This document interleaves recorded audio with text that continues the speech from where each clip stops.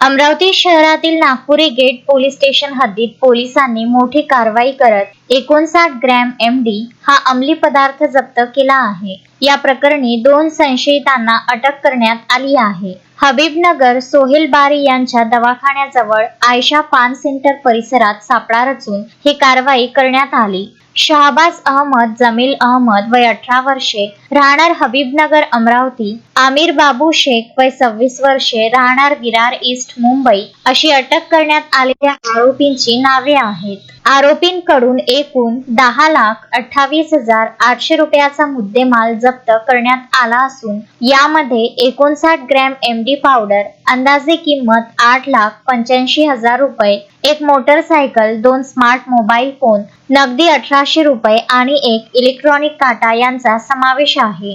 आरोपींविरुद्ध police station Nagpuri gate येथे गुन्हा क्रमांक 466/2026 कलम 8 क 21 क 22 क 29 NDPS ऍक्ट अन्वये गुन्हा दाखल करण्यात आला आहे। मुंबई येथून एमडी अंमली पदार्थ मोठ्या प्रमाणात आणून अमरावती शहरात विक्रीकरिता आणल्याचे तपासात समोर आले असून पोलीस या प्रकरणाचा सखोल तपास करीत आहेत। शोएब खान, विदर्भ न्यूज, अमरावती।